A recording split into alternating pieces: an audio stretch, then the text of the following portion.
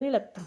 तो फुद्दू हमारा इतना अच्छा बना और इतने सारे पैसे भी फूक गए, क्योंकि सबमरीन के नाम पे हमें तो एक भी कुछ भी एक ना कोई फिश दिखी। हम सोच रहे थे कि बच्चों को दिखाएंगे कितना खुश होंगे। स्कूबा डाइविंग बच्चे कर नहीं सकते, लेकिन बस ये ऐसे ही दिख रहा था काला काला। जब हमने स्कूबा करी तो ये भी पता चला कि ये तो पत्थर वगैरह ही थे जो ओशन में होते हैं नीचे, क्योंकि बस यही दिख रहा था, इसके अलावा और कुछ नहीं दिखा। तो हमने कहा चलो भैया ऊपर आ जाओ, अपने खाने पे फोकस करो, इतना धूप में घूम चुके थे। ऊपर आके खाना खाया, खाना भी ठीक ठीक था, क्योंकि वेज में वहाँ पे इतना कुछ मिलता अच्छा नहीं हो पाता है। उन लोगों को वेज भी कम ही अच्छा बनाना आता है। उसके बाद ये बहन जी हमारे फिर चलना शुरू हो गई थी। आइसक्रीम थी जो कि लास्ट में बहुत ज़्यादा अमेजिंग थी, क्योंकि गर्मी इतनी हो रही थी, ठंडक मिली। उसके बाद इन दोनों बहनें घूम रही थी।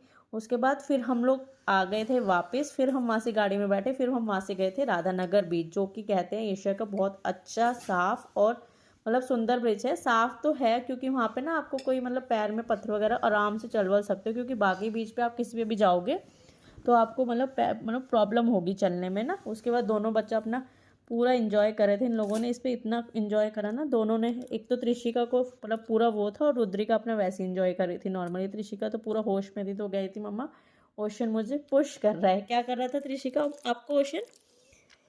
पुश कर रहा था। हैं ये इसको पुश कर रहा था। ये अभी मेरे पास ही बैठी है वॉइस ओवर करते हुए, और सुन रही है और देख रही है और याद कर रही है कि मम्मा कितना मज़ा आ रहा था। इन दोनों ने खूब मस्ती करी, खूब मस्ती करी। फिर हम लोग वापस होटल पहुंच गए थे। और सारे एकदम गंदे होते हैं ना, तो समझ नहीं आता कौन पहले वॉशरूम जाए, कौन पहले रेडी होए।